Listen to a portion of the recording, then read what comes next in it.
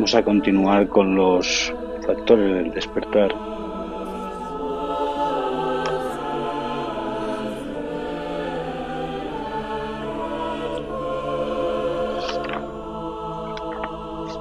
Y toca esta tarde hablar de Samadhi.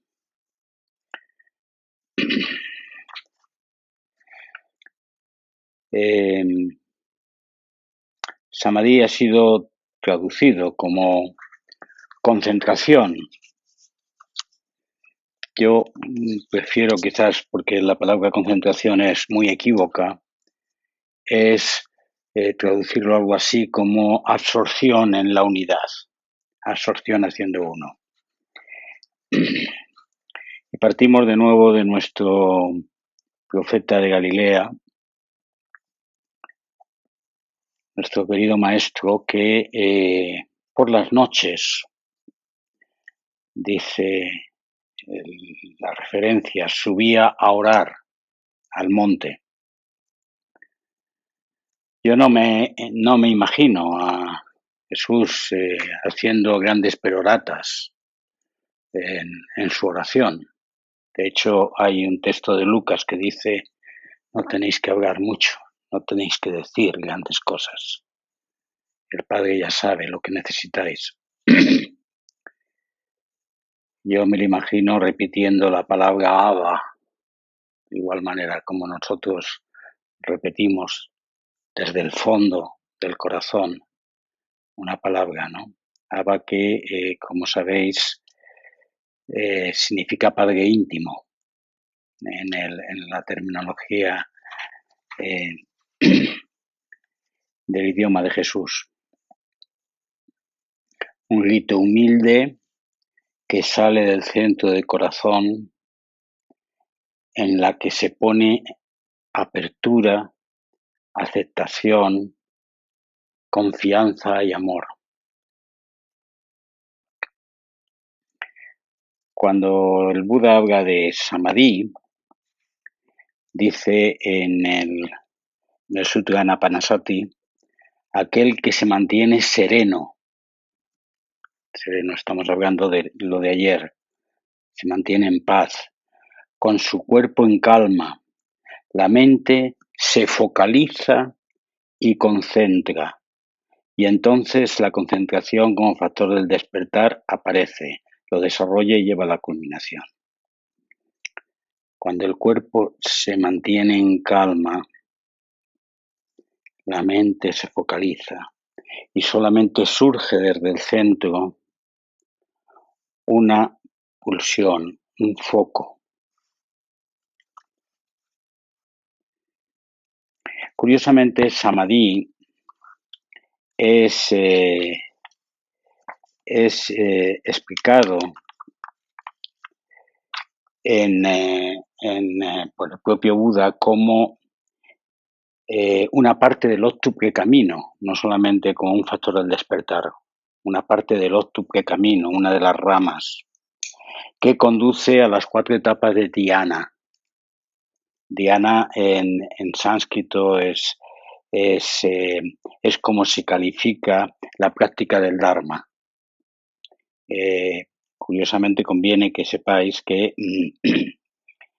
cuando el Bodhidharma se traslada a China y se genera una línea de sucesión, a esa línea de sucesión se le llama la escuela de Dhyana, recogiendo un poco el origen de la práctica del Dharma. En chino, Dhyana se transforma en Chana y Chana se transforma en Chan. Y hasta el sexto patriarca, hasta Eno, se seguía llamando escuela de Dhyana, escuela de Chana. Y luego, posteriormente, cuando se transfiere a Japón, es cuando Chan se convierte en Zen, ¿no? Pero en el budismo Theravada, en lo que ha venido a Occidente, que ha venido Zen, también se habla de Son, que es otra forma de expresarlo en coreano.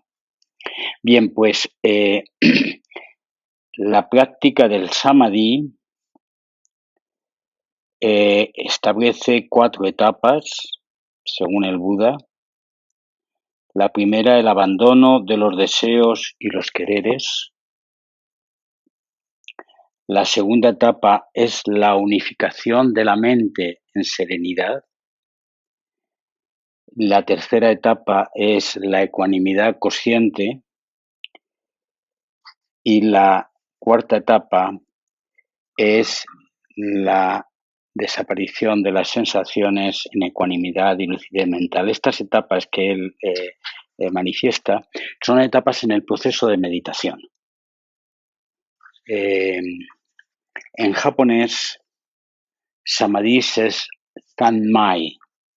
Lo digo para los que habéis leído algo de esto, que es el mismo equivalente, la misma traducción. Y es ese proceso de absorción que aparece en nuestra meditación. Y vamos a darle vueltas para comprenderlo, comprender bien.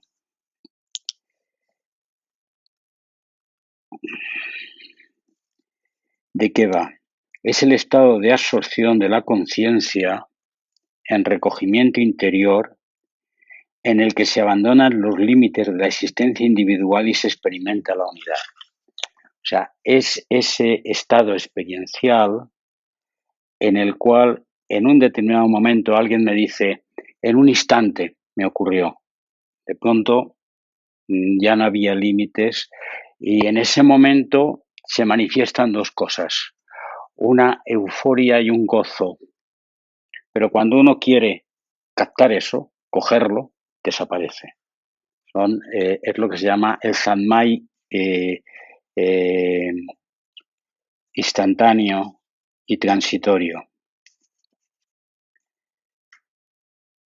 Porque en la tradición del Samadhi, de la tradición del Dharma, se habla de tres niveles de Samadhi. El primer nivel es el Samadhi pasajero o limitado, en sánscrito se llama Janira. El segundo es un estado más completo donde la totalidad de los sentidos quedan absorbidos y uno unifica únicamente un foco, se llama Upachara. Y el tercer estadio es el donde el sujeto y el objeto se eliminan, la separación entre sujeto y objeto. Se llama Apana. Algunos de vosotros habéis podido, desde luego prácticamente todos hemos experimentado Janira y algunos habéis experimentado Upachara, que es ese momento de recolección de todos los sentidos. Y solamente esto, solamente este momento. En la práctica del Sessing, el Sanmai o el Samadhi es habitual y suele ocurrir cuando uno se focaliza intensamente en la meditación. ¿De qué sirve esto? Esto no es un juego para simplemente hacer experiencias bonitas. Es un proceso de unificación de la existencia. Y nosotros practicamos no simplemente para experimentar eso y ya he tenido una experiencia, o para a través de eso abrirme en eso que se llama despertar, sino para hacer que mi vida sea una, que rompa y me libere de la cárcel egocéntrica en la cual me sitúo y pueda comprender la existencia. Porque el Samadhi hay otra definición que es la concentración de la mente en la comprensión del ser.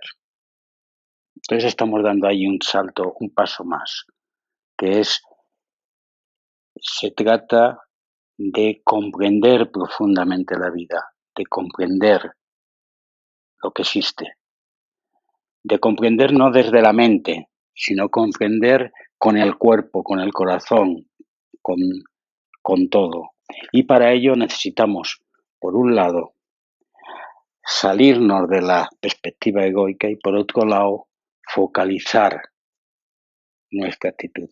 Y eso es en la quietud, eso es en el silencio.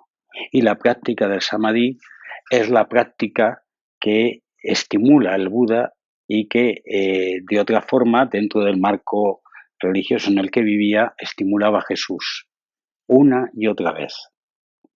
No digáis demasiadas palabras, simplemente estar, simplemente inclinados.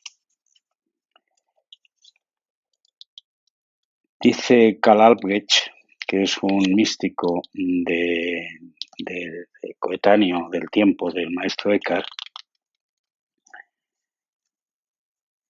que existen un amplio número de procesos de conciencia y de contenidos de conciencia. En el primer estadio del samadhi, a veces lo que ocurre es que hay una tormenta de cosas, de ideas. Es como si de pronto hubiésemos sacado al caballo de la cuadra. Muchos meditantes manifiestan esto cuando empiezan a meditar y que teóricamente vienen al sessing a encontrar calma y quietud. De pronto pues hay una tormenta, al menos los primeros días, de montones de cosas que no se sabe ni siquiera por qué están ahí. Cosas que no son solamente pensamientos, también pueden ser sentimientos. Pueden ser de pronto euforias o tristezas o dinámicas que surgen ahí, ¿no? Ese es un proceso de absorción que pasa por poner más encima de la mesa el subconsciente. Cuando liberamos, lo que hacemos normalmente en nuestra vida es que con nuestro consciente tapamos con nuestra actividad procesos que están ahí. Y cuando nos quedamos quietos, respiramos, no hay nada que hacer con el cuerpo, no hay nada que hacer con las emociones, de pronto eso que hemos tapado surge. Por eso el instructor tiene que analizar si la persona es capacitada para entrar en este proceso de silencio, porque a veces lo que hay ahí abajo puede destruir el esquema. Si hay, por ejemplo, una persona que sea esquizofrénica, una persona que sea paranoide o una persona que tenga una neurosis grave, cuando se hace ese proceso aflora. Entonces, ese proceso amplio de conciencia en nuestra práctica de absorción es normal, hay que aceptarlo, hay que atravesarlo. Siempre utilizar la misma mensaje del Sutra del Corazón. Andar, andar, pasar, atravesar. En el segundo estadio del Sanmai, la conciencia se encuentra unificada en un sentido amplio. Suele ocurrir normalmente, si la persona practica bien, a partir del segundo o tercer día del sessing, hay una situación de mayor absorción, que a veces es colectiva. Quiero decir, en los sessines suele ocurrir que el primer día hay más ruido, el segundo menos, el tercero menos. Y es porque hay ese proceso de absorción en la práctica del silencio. Ya no hay distracciones y la conciencia se queda como suspendida. Esto es, no hay más una larga cadena de pensamientos, sino que la cadena se disminuye. Y es más sencillo volver a la práctica, es más sencillo volver al mu, volver a escuchar la respiración, porque hay como una mayor focalización. El desarrollo de ideas que surgen ahora en esa situación aparecen como superfluas, como las olas de la superficie, pero estoy en otro ámbito. A veces eso ocurre y de pronto te sales y estás otra vez dándole vueltas y vueltas a tal. Por eso es importante dejar tranquilo al meditante. Como yo creo que incluso el Doksan es necesario para acompañar y guiar, pero no demasiadas palabras, no demasiado tal. Y estas charletas que también yo las he situado por la tarde para tener todo el día más de silencio, ¿no? Y realmente esto no es lo importante, aunque conviene conocer, saber. Lo importante es esa práctica de absorberse, de unificarse, de estar ahí y de mantenerla una y otra vez durante tiempo. Es un proceso que requiere, debido a nuestra cultura, que es una cultura muy de apariencias, de hechos, de acciones, de dinámicas, de saltar de un lado a otro, de cosas por aquí, de multitask, etcétera.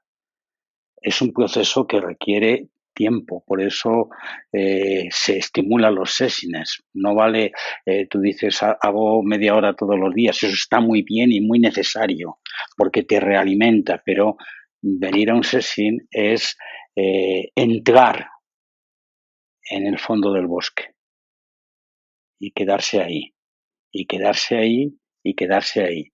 Y eso, y de pronto, pues, como comentábamos, la mona de la casa, que está loca, ¿y tú qué haces ahí? Y qué tontería, y no hacen más que estar ahí quieto y con la cantidad de cosas que tienes que hacer y tan preocupado como siempre estás y la gente que has dejado en casa y las cosas, tareas que tienes que hacer y venga y dale vueltas a eso, pero bueno, y estás perdiendo el tiempo. Esa mona de la casa continuamente te está diciendo que no. Y sin embargo, el dueño de la casa te está invitando continuamente a quedarte ahí. El dueño o la dueña de la casa. Que no es un yo, que es, si estuviéramos en términos de la mística, el amado llamándote desde el fondo del corazón.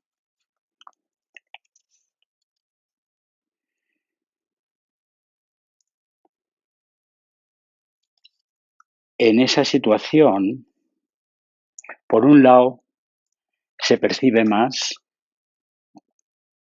por ejemplo, la comida sabe mejor, o la sensación de la brisa en la cara, o las pequeñas percepciones, pero paradójicamente también se percibe menos. Se aleja uno del cuerpo. El cuerpo como es ese reflejo de la montaña que decía. El cuerpo queda ahí sólido y la mente está lúcida. Ese es el estado de Samadhi. Mente lúcida, cuerpo en quietud. Y los psicólogos transpersonales occidentales hablan de eso como una disociación entre dejar tranquilo el cuerpo y mantener lúcida la mente. Pero bueno, no voy a entrar un poco en ese esquema.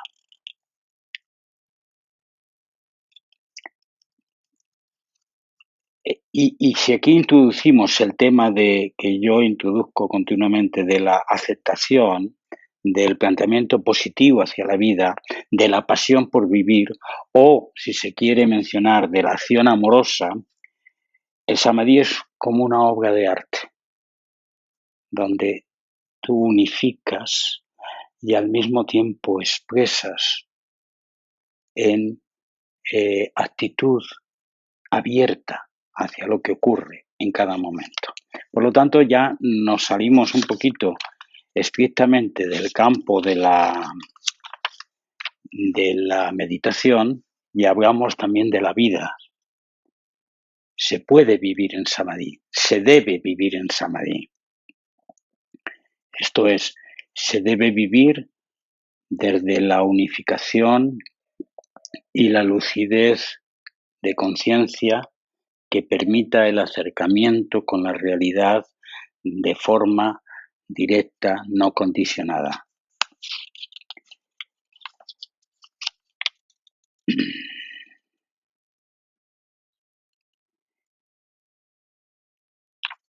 Dice Besant, un psicólogo transpersonal, habla de esta disociación entre el cuerpo que permanece insensible y ese estado de éxtasis, lo llama, en el que la mente tiene plena conciencia, aunque el cuerpo no se siente. Es un cambio de foco, habla él, desde vivir en función de las pulsiones exteriores, no solamente del cuerpo, sino del contexto, a vivir desde la focalización unificada interior. Y esto tiene importancia porque hemos de vincular esto con todo lo que hemos dicho anteriormente, con ese planteamiento de mirar de verdad, con ese planteamiento de preguntarnos, con el planteamiento de aceptar el gozo de vivir, la pasión de vivir, vivir con la energía que viene desde el fondo del alma y estar en paz.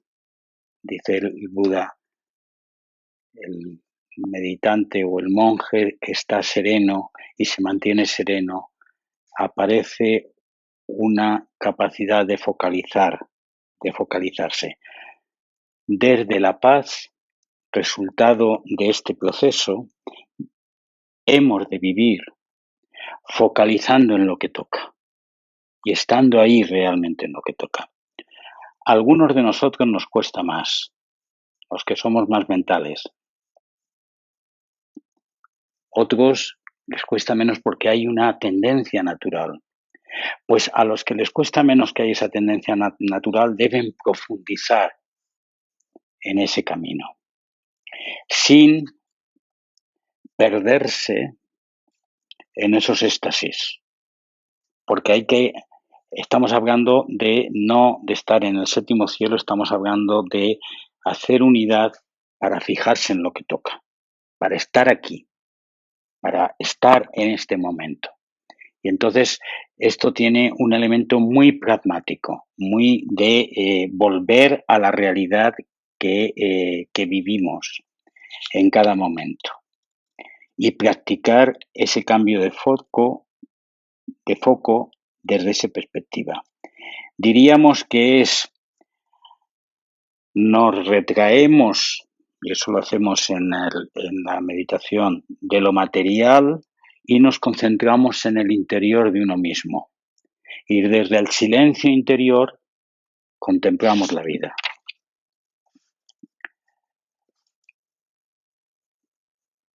Aquí repiten, hay un Sanmai o un Samadhi ocasional que no se puede controlar, que cuando intentas controlarlo desaparece, ese estado de contemplación espontánea que de pronto ves, no sé, al mirar la naturaleza o al mirar a una persona o a un niño pequeño o en una acción que estás haciendo y de pronto ahí te quedas, pero en ese quedarte tienes alegrías y lágrimas al tiempo dentro de ti, pero intenta sostenerle y ¡bum!, se va. Y hay otro Samadhi, Zanmai profundo,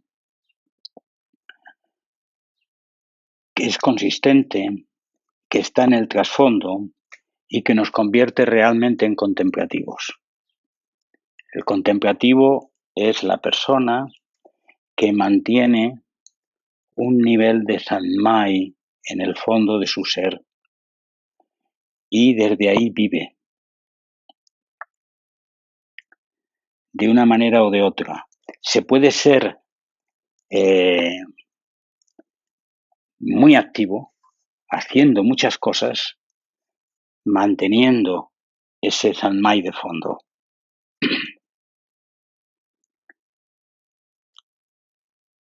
Por lo tanto, sintetizando, el practicante que habita en el silencio de la plena atención, ejercitada con sabiduría abierta y en calma, y mantiene focalización apasionada, al tiempo que desapegada de lo que acontece, pero con calma de fondo ante cualquier acontecimiento o adversidad, alcanza la armonía del espíritu.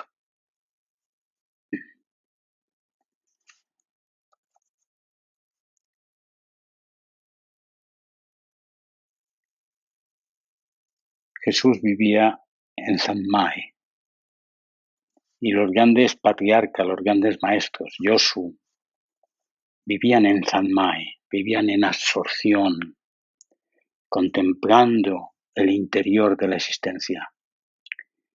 Nada disturbaba el corazón en medio del compromiso radical con la realidad. Este es el balance. Se predica mucho alejarse de la realidad y meterse en la soledad. No, se trata de estar comprometido con la realidad viviendo desde la paz del corazón,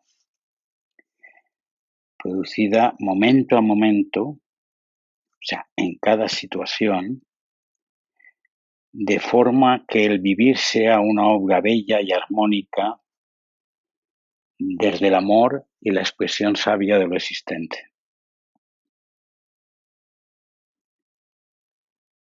Por lo tanto, Samadhi es el ejercicio del silencio una y otra vez hasta que la absorción de la conciencia sea el centro de la práctica.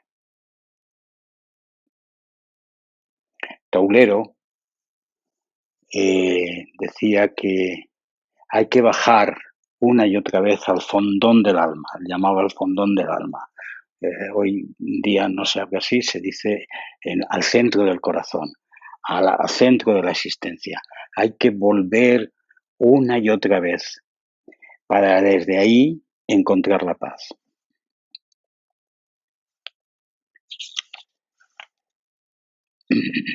Es una recolección de la mente. Es, en vez de mente dispersa, que no sabe asentarse en ningún sitio, en vez de caballito salido de la cuadra que da vueltas a todos los lados, es vuelve al camino y focaliza. Estando en el momento, en cada esfuerzo de atención, aceptando caer en pérdida. Caer en pérdida porque una parte del Sanmai implica la pérdida del control. Esto también es un término que a veces se confunde. Claro, yo me focalizo, me concentro y tengo el control. No, no, no. Tú, si te focalizas y te absorbes, pierdes la referencia del yo. Y si pierdes la referencia del yo, pierdes el control. Los grandes pintores, cuando empiezan a pintar un cuadro, no saben lo que va a salir, porque entran en contacto con el centro de su ser y ya no es su yo el que le determina qué es lo que tiene que salir. Y entonces surge la expresión creativa. Toda obra creativa pasa por una pérdida del control. Por lo tanto, la vida, que es la mayor obra creativa que podemos hacer, ha de pasar por la pérdida del control. Entrar en pérdida es un elemento central en este proceso de absorción.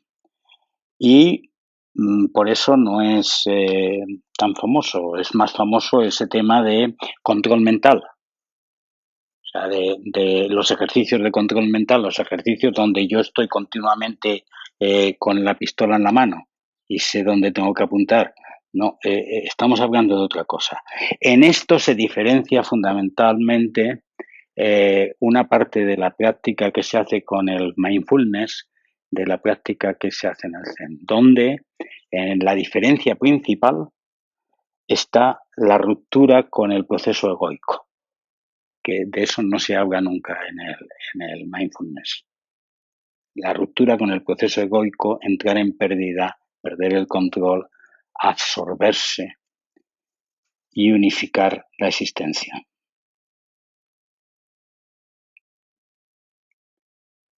Al estar la mente tranquila y unificada, se da oportunidad a que la sabiduría aparezca, dice Sayadaw Pandita, que es un maestro de la Alpatia. La sabiduría aparezca expresada como intuición o como mirada o como visión penetrante. Desde ahí se ve claramente la impermanencia, se ve claramente las causas del sufrimiento y se ve claramente la ausencia del yo, la falacia del yo, anatta. Bueno, pues lo importante de todo esto es cómo practicamos.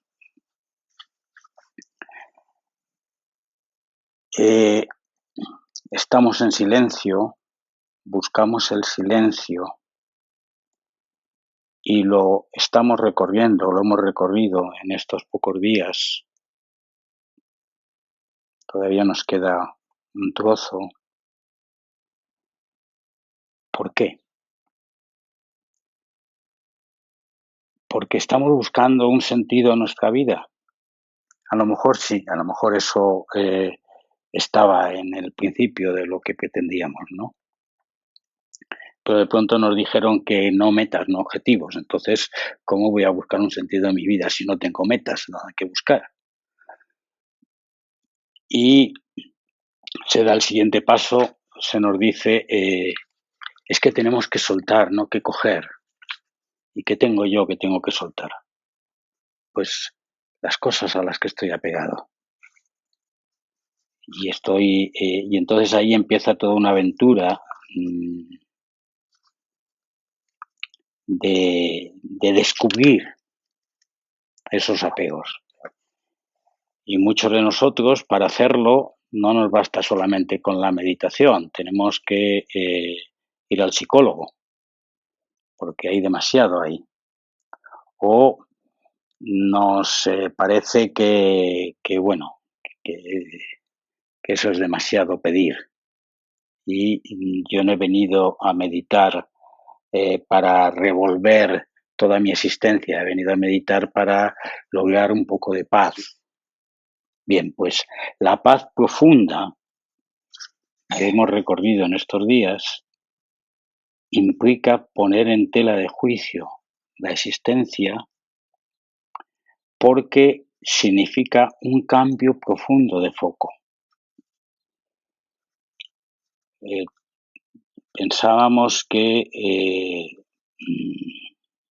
la vida iba de control y de competencia. Esto es de capacidad de controlar mis quereres, mis saberes, mis teneres y de estar a la altura de lo que se me pide y de lo que yo creo que debo dar. Y aquí se dice que has de perder el control y que sobre el tema de la competencia no sabes.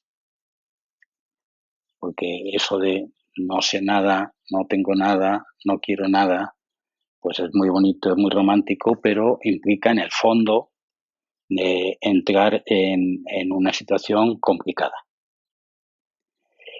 Y ahora se nos añade que en ese silencio, en esa absorción, si somos consecuentes, se produce una unificación de la conciencia que tiene como base la paz de espíritu, y que nos lleva a la armonía de vivir. Este es el recorrido real que tienen los 7 factores del despertar. La armonía de vivir es upeca, es la ecuanimidad, que hablaremos de ello mañana un poquito porque no tendremos mucho tiempo. Pero que el corazón de la práctica es esto. El corazón de la práctica no es venir a hacer zen para experimentar cosas maravillosas o para sentirme tranquilo, tal, es revolver la forma como vivimos y volver a tomar conexión con la existencia desde la unificación del espíritu. Os estimulo a ello, ya que no perdamos el tiempo. Ese planteamiento de que hay en el mensaje de Jesús de emergencia espiritual, de hacer ahora, ser ahora, es algo principal. No dejemos para luego lo que toca hacer ahora. No dejemos para la siguiente sentada la sentada de Fetén. La sentada de Fetén es ahora. Una vez cuando yo no podía concentrarme bien, me ocurre muy a menudo, la maestra me dijo, pues mire usted, medite ahora como si después se fuera a morir. Si después se va a morir ya no le queda más opción. Le toca ahora. Pues hagamos eso.